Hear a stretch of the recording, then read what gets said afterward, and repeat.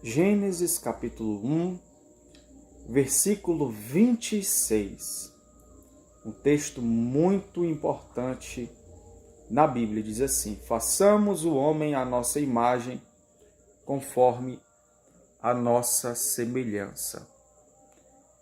Talvez você já se tenha perguntado qual o sentido de viver, qual o sentido de existir, qual o sentido de sentir, qual o sentido de pensar.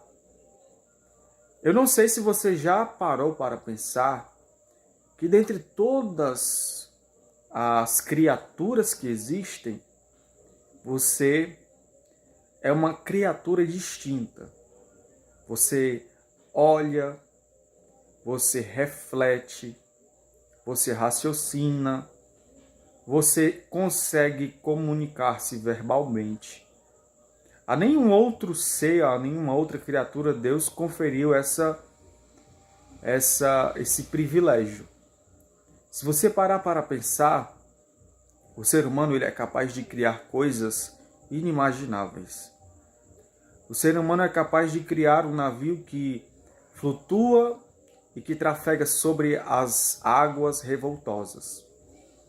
O ser humano foi capaz de criar um transporte de ferro que pesa toneladas, que consegue voar a 1000 km por hora.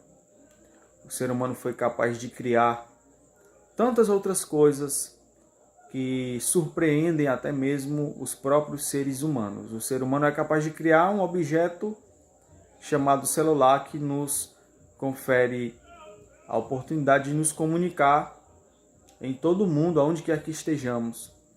Com o celular nós conseguimos saber o que se passa do outro lado do universo. Tudo isso o ser humano conseguiu e todos os dias ele avança mais na sua capacidade de criar, de dominar. O ser humano é capaz de controlar os animais. O ser humano é capaz de domar os animais. O ser humano é capaz de plantar e de colher. O ser humano é capaz de discernir as estações do tempo. E tudo isso foi concedido a ele por conta de um Deus Criador. A Bíblia fala em Eclesiastes, capítulo 7, o versículo eu vou verificar aqui.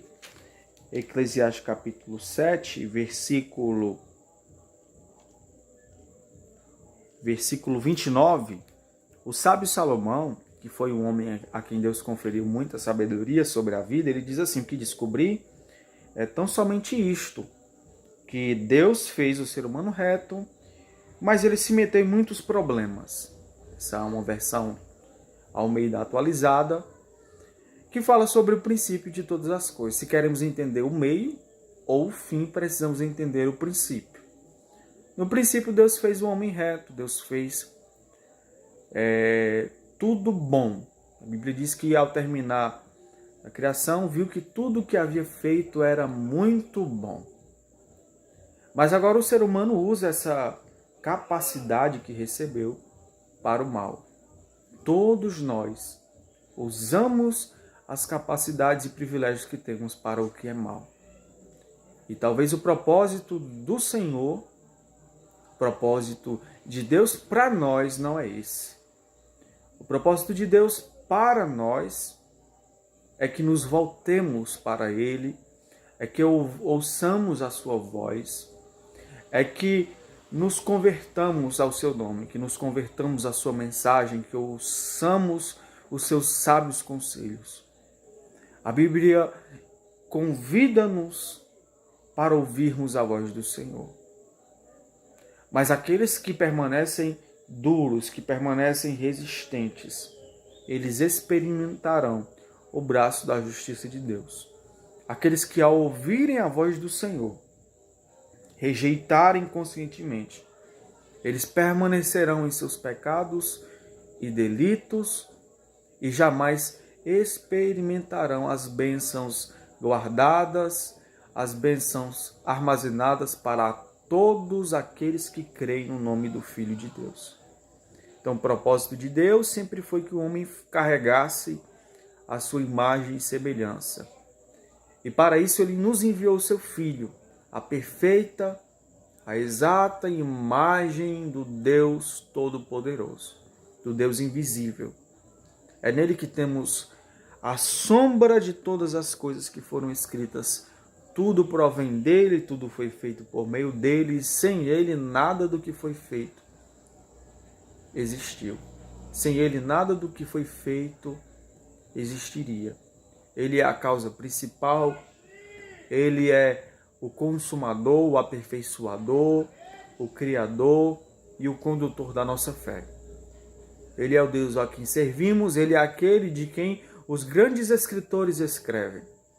Ele é aquele de quem os grandes filósofos questionam. Ele é aquele que divide e separa os tempos e a contagem dos anos. Ele é aquele que nasceu de uma virgem, viveu sob a lei judaica, morreu como um bandido, ressuscitou ao terceiro dia e está vivo, está à destra de Deus, nas mais altas alturas, no céu, a interceder pelos que o amam, pelos que o temem, pelos que o confessam como Senhor e Cristo.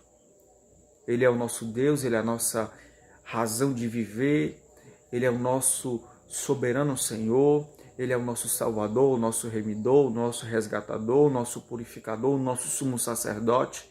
Ele é a luz que ilumina todo homem.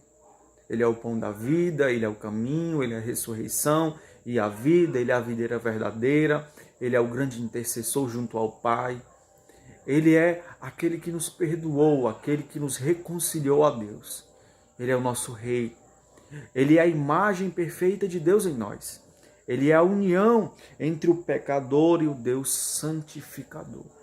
Ele é aquele que purifica o pecador para que este possa oferecer sacrifícios louváveis, sacrifícios agradáveis a Deus. Ele é o nosso Deus. Então, que você compreenda esse tão grande Deus, que sendo Deus não se apegou a isso, mas desceu às regiões terrenas. Se fez como eu e você.